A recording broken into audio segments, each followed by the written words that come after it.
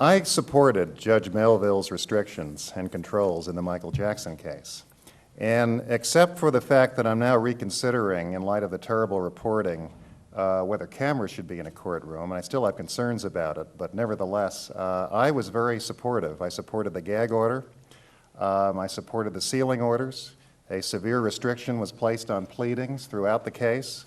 Attorneys were forced to file motions to seal, which were routinely granted, of course. They were forced to redact certain pleadings, turn in different versions of pleadings. It created a lot of work for the lawyers, but I thought it came from a good place. I think Judge Melville really was trying to stop a war of propaganda through the vehicle of the pleadings, which would have been constant. It went on anyway, but it would have been even more extreme without those sealing orders.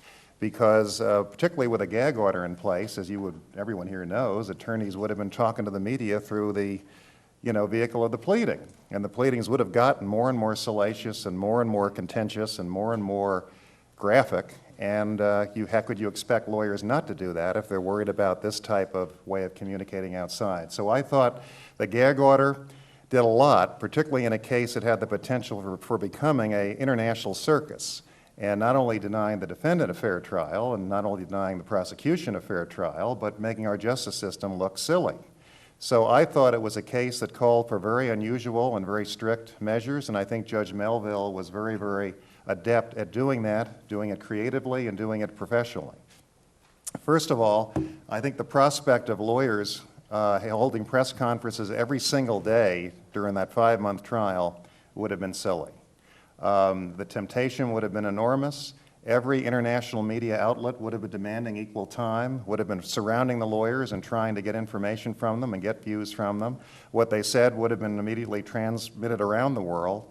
And the question is, would that 5-month trial have been helped or hurt with that kind of a behavior going on a daily basis? And I say it would have been hurt. It wasn't necessary. Number two, as I said before, the pleadings even got ridiculous, even at times with the sealing orders, but it would have been even worse as everybody started talking on a constant basis through pleadings. You would have seen pleadings filed that didn't have to be filed just to get the message across. And I think the sealing orders, which drove the media nuts, were actually very good in the way that got cut off. I also think that the prospect of lawyers running on television at night when they should be preparing for trial would have looked silly, would have probably hurt the client, and not done anything productive for anybody. It would have done nothing productive for a fair trial, nothing productive for making our justice system look like a respectable system. So granted, this case was an unusual one. You had the world's most popular celebrity.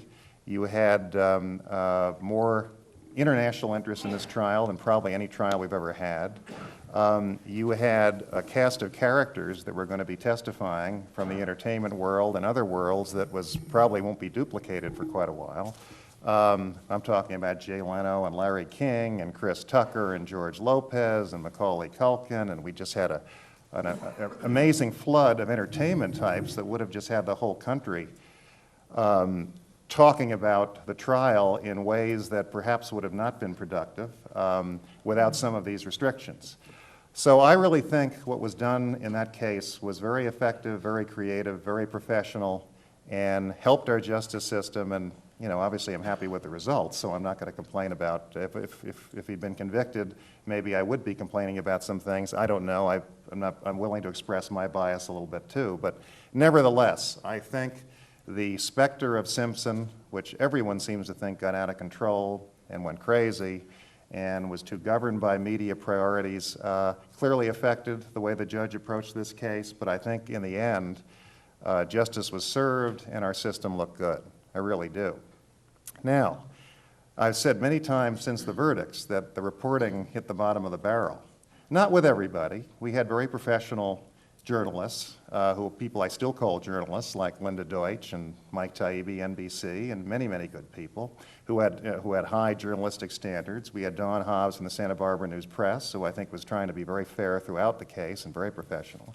But we also had bottom feeders like Court TV, and we had people who showed up to report on the case who had personal vested interests in a conviction, Diane Diamond from Court TV had been sued by Michael Jackson in the mid-90s, very contentious litigation. Tom Sneddon, the DA, had risen to her defense, signed sworn declarations in her civil case. They stayed in touch for a long time. She really identified herself with a conviction in all of her media work.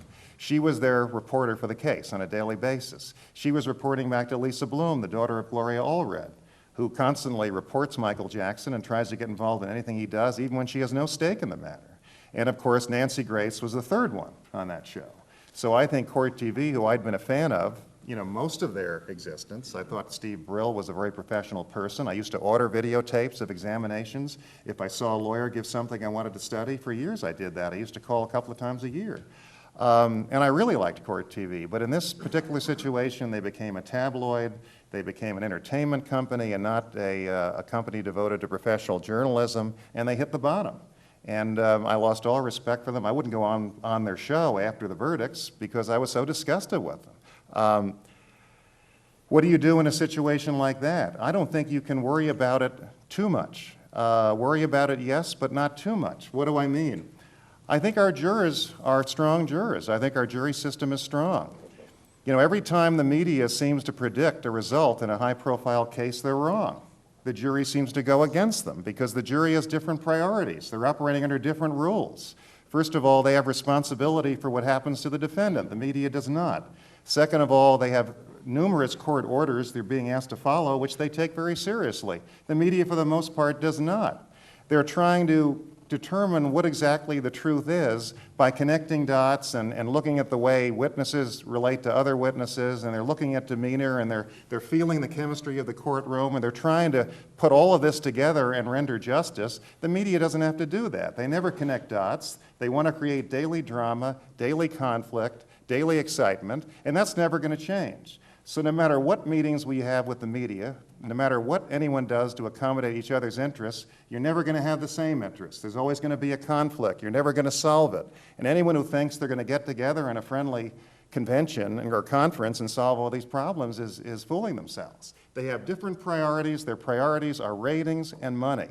And they will do whatever it takes to obtain those priorities. I don't blame them for that. That's their business. But don't anyone think, no matter what you do, their business is going to be the criminal justice system's business, because it's never going to be. It isn't going to happen. They're never going to come together in that type of way. And they shouldn't. I mean, yes, the media can be a check on judges, a check on injustice, a check on prosecutors, a check on defense lawyers. So I'm not saying that this inability to have the same goals or objectives is necessarily bad. But let's not assume that everybody's going to ever be accommodated, because they're not going to be. It's not going to happen. I think these cases are won in the courtroom and not in the media. That doesn't mean lawyers shouldn't be concerned with the scuttlebutt that's out there, shouldn't be concerned about negative influences on their ability to perform, but the cases are won in the courtroom. And that's why the media predicted Menendez won, a different result than the jury came back with. Simpson, Blake, Jackson, Peterson. The vast majority of media predictions were wrong. They're looking at things differently, and they're not looking at things the way the jury is looking at them, and they generally are pretty wrong in their analysis because they're trying to analyze things differently. How do we get ratings? How do we create drama? How do we keep our shows on the air? Blah, blah. And that's going to give you a very different perspective on what you see in a courtroom or how you handle information. You may be more concerned about what appears in a transcript because it seems dramatic. It may be that if you watched the witness when the witness said that, you wouldn't have believed a word of it. It may have had very little effect on a jury. But if you're talking about your evening show, you're talking about your ratings, you may look at it very differently. So evidence is judged very, very differently by the media because they have different goals.